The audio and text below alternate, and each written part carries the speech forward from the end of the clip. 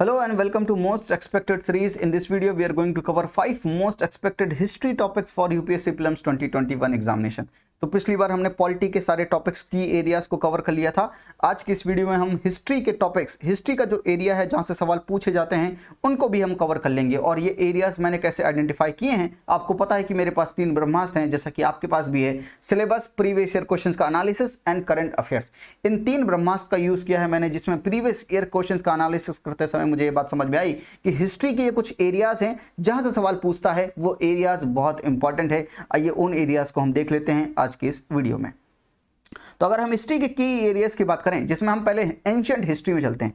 अगर ancient history में हम चलेंगे तो वहां पर मुझे जो एरियाज बहुत इंपॉर्टेंट लगे, जिनको आप छोड़ नहीं सकते हैं, उनका प्रॉपर रिवीजन बहुत जरूरी है, वो है Buddhism, Jainism and Vedic religion. तो ये बहुत इंपॉर्टेंट है एंशिएंट पीरियड से। तो एंशिएंट पीरियड में Buddhism, 6th century BC, Jainism, Vedic religion, ये बहुत इंपॉर्टेंट है, पढ़कर जाइएगा। दूसरा है इंडस वैली सिविलाइजेशन, जिसमें एक साइट है धोलावीरा जो कि न्यूज में थी। तो Dholavira is very much important. तो पूरा अगर धोलावीरा न्यूज में है तो इंडस वैली सिविलाइजेशन इंपॉर्टेंट हो जाता है। तो इंडस वैली सिविलाइजेशन फेवरेट है यूपीएससी का, इसलिए इस एरिया को ध्यान दीजिएगा। इंडस वैली सिविलाइजेशन को पढ़कर जाइएगा, जिसमें धोलावीरा साइट को देखिएगा और अगल बगल की जितनी भी साइट्स हों उनको भी देख लीजिएगा, ताकि आपका कुछ भी मिस ना हो। फर्स्ट अर्बनाइजेशन है भाई हमारी, इसको याद रखिएगा। तीसरा है वेदास, तो वेदास पढ़ लीजिएगा। उपनिषद देख लीजिएगा, कुछ चीजें वो पूछ लेता है कि सत्यमेव जयते कौन से उपनिषद में लिखा है, मांडुक्य उपनिषद है, कौन से उपनिषद हैं उनको देख लीजिएगा। ठीक है, ये इंपॉर्टेंट टर्म्स हैं, उनको देख लीजिएगा, कहां पर वो मेंशन है, कितने मंडल्स होते हैं, ये सारी चीजें आप वहां पर देख लीजिएगा।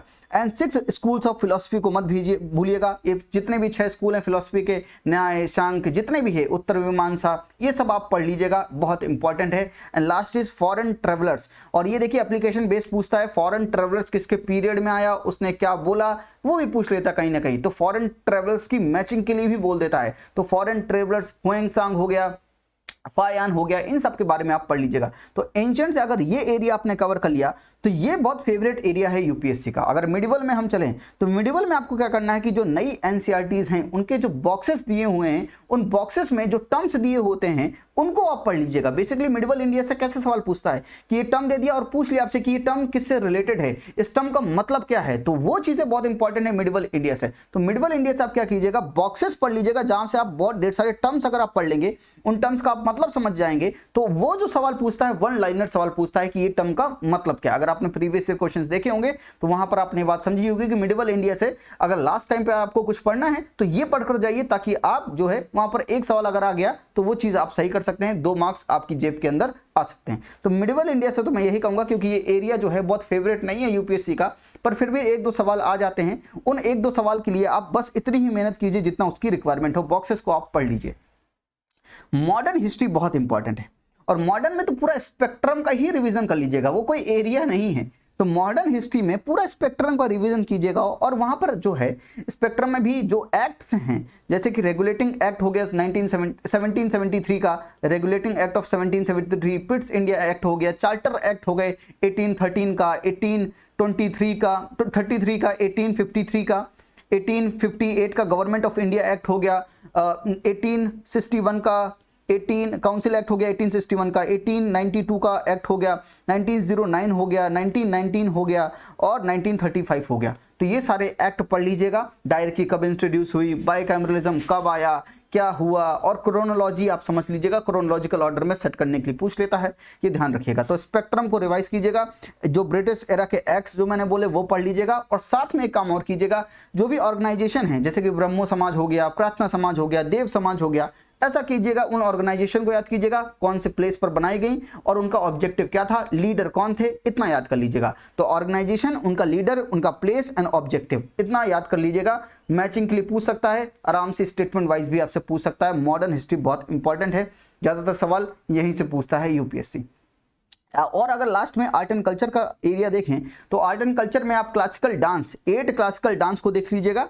साथ में 8 क्लासिकल डांस में भी ऐसा होता है कि कुछ डांसेस वो ऐसे पूछ लेता है जो 8 क्लासिकल डांस में नहीं होते हैं, और भी कोई डांसेस हैं वो पूछ लेता है। वो कहाँ से पूछता है, वो बेसिकली यूनेस्को की साइट से पूछता है। यूनेस्को साइट्स एंड यूनेस्को की जो लिस्ट है उसमें जो डांसेस है वहां से वो सवाल पूछ लेता है। तो तो यूनेस्को जो है वो इन्वायरमेंट और कल्चर के क्षेत्र में बहुत इंपॉर्टेंट रोल प्ले करता है। United Nation Educational Scientific and Cultural Organization, इसके बारे में पढ़ लीजिएगा, इसकी साइट्स को देख लीजिएगा, डांसेस कौन कौन से हैं वो देख लीजिएगा, वो न्यूज़ में जो रहे हैं वो इंपॉर्टेंट यहाँ से हो जाते हैं। और तीसरा है आर्किटेक्चर में, तो आर्किटेक्चर में पूरा मैंने आर्किटेक्चर देखिए पढ़ाई भी, आपको हिस्टोरिकल शॉर्ट्स नाम की एक प्लेलिस्ट मिलेगी, वहां पर पूरा आर्किटेक्चर मैंने पढ़ाया है, वो देख लीजिएगा आप पूरा आर्किटेक्चर जाकर, एंशिएंट इंडिया का मैंने पूरा आर्किटेक्चर वहां पर पढ़ाया है। और वहां पर मैंने एक चीज बताई है आपको, और वो इस एग्जाम के पर्सपेक्टिव से इंपॉर्टेंट भी है। तो महाबलीपुरम एंड कैलाशनाथ टेंपल, ये दोनों इंपॉर्टेंट न्यूज में हैं और ये इस बार के एग्जाम के पर्सपेक्टिव से इंपॉर्टेंट है। तो कैलाशनाथ टेंपल एंड महाबलीपुरम के बारे में आप पढ़ लीजिएगा। साथ में लिटरेचर को देख लीजिएगा, किसने क्या लिखा है, कौन से पीरियड में कौन आया था, और ये क्रोनोलॉजिकल ऑर्डर में सेट कर लीजिएगा। और पेंटिंग्स में अजंता वर्सेस एलोरा बहुत पढ़कर जाइएगा। अजंता वर्सेस एलोरा, पेंटिंग में क्या डिफरेंसेस हैं, क्या क्या सिमिलैरिटीज हैं, पेंटिंग में अजंता वर्सेस एलोरा को बिल्कुल मत भूलिएगा। तो आर्ट एंड कल्चर में ये कुछ की एरियाज हैं: 8 classical dance, UNESCO sites and dances, architecture, literature and painting, Ellora versus Ajanta, याद रखिएगा, भूलिएगा मत। This is all about history के लिए इतना ही इंपॉर्टेंट है। एंशिएंट में मैंने आपको कुछ एरियाज बताए, वो बहुत इंपॉर्टेंट है। मिडवल में आप बॉक्सेस पढ़कर जाइएगा। मॉडर्न हिस्ट्री में आप स्पेक्ट्रम को अच्छे से रिवाइज कीजिएगा। स्पेक्ट्रम में जो लास्ट में चैप्टर हैं उनको अच्छे से रिवाइज कीजिएगा, जहां पर वो पूरा आपको ढांचा बनाकर देता है कि ऑर्गेनाइजेशन में पूरा आपको सेट करके देता है, किस तरह से एडमिनिस्ट्रेशन का प्रोग्रेस हुआ है। अगर आपने देखा होगा कभी बुक तो आपको ये पता होगा। तो लास्ट के चैप्टर्स बिल्कुल मत छोड़िएगा, प्रॉपर रिविजन कीजिएगा। एक एक्ट के ऊपर पूरा चैप्टर है, वो एक्ट का पूरा चैप्टर पढ़कर ही जाइएगा, ठीक है। और ऑर्गेनाइजेशन, उनके लीडर्स, उनका प्लेस, उनका ऑब्जेक्टिव और आर्ट एंड कल्चर में ये कुछ चीजें हैं जो बहुत इंपॉर्टेंट है। These are all about 5 most expected history topics. अब कहने के लिए तो 5 मोस्ट एक्सपेक्टेड नहीं हो गए, तो बहुत ज्यादा हो गए, पर आपको मोटा मोटा तो समझ में आ गया ना कि कौन से एरियाज बहुत इंपॉर्टेंट है। और बाकी जो आपने पढ़ा होगा, बाकी एरियाज भी आपने पढ़े होंगे, पर इनका आप बहुत अच्छे से रिवाइज करके जाइएगा। ये बिल्कुल छोड़ कर मत जाइएगा, ये तो पढ़ने ही पढ़ने हैं, इनका प्रॉपर रिवीजन करना ही करना है, बाकी और आप कुछ भी करें, ठीक है।